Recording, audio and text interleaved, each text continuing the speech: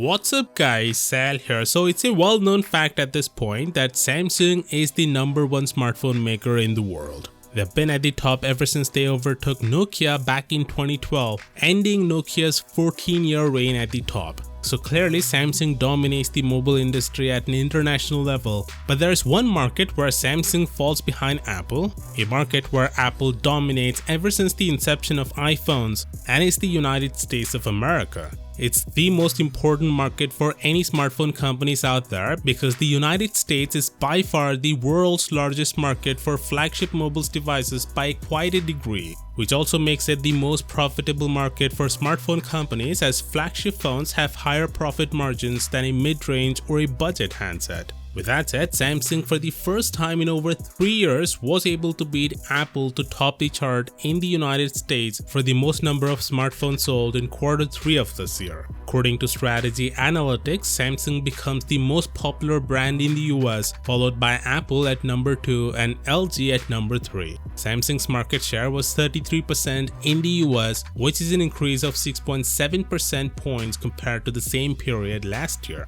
while Apple had a 30% market share and LG was at 14.7% in Q3 2020. The success of Samsung is attributed to strong sales of their Galaxy A series, including the Galaxy A51 and A71, and also their recent flagships, the Galaxy Note 20 Ultra and the Galaxy Z Fold 2. Now, Apple is expected to take the #1 spot back in Q4 since iPhone 12s have been released in Q4, but to counter that, Samsung is launching the Galaxy S21 earlier this time in January, so Samsung is again expected to take their top spot back in Q1 next year. In any case, it's going to be a close fight between Samsung and Apple for the top spot in the US from here onwards, because Samsung has also released the Galaxy S20 FE in Q4 this year, which is doing pretty good according to the latest trends.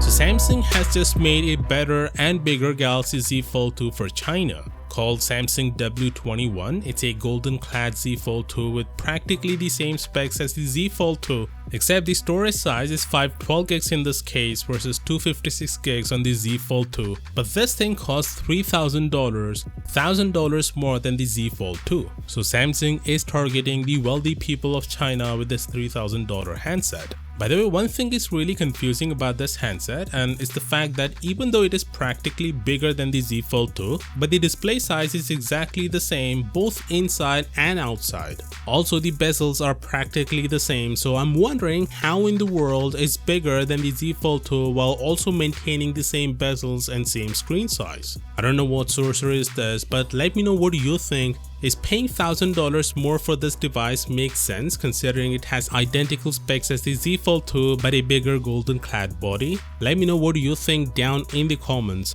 and as always, I'll see you tomorrow. Peace out.